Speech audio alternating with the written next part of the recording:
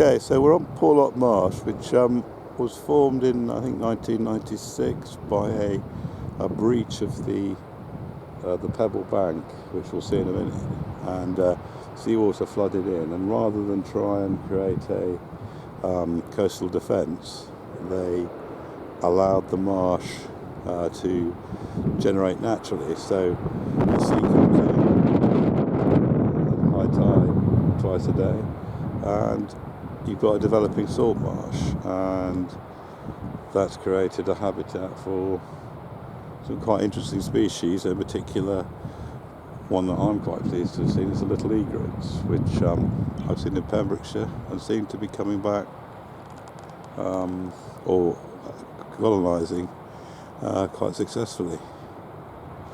Now, if you look over towards the east, you can see Bossington and Bossington Hill.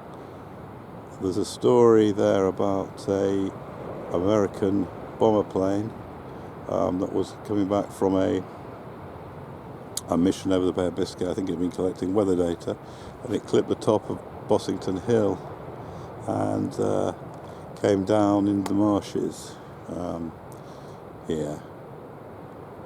And I think 11 or 12 of the crew were killed. And there's a memorial on the way to Bossington which describes that event. So the marsh is it's quite an interesting juxtaposition between human and natural activities. You can't really graze anything on the marsh because of the tide. And you can see, no, you can't actually see the breach. The breach is just over there somewhere. Just zoom in, try and pick up the bank. The breach is just round the corner there. It's quite narrow. And then we'll see a bit later when we get to the sea. The sea does come up quite close to this bank, but it's a pretty strong bank, so it must be one hell of a storm.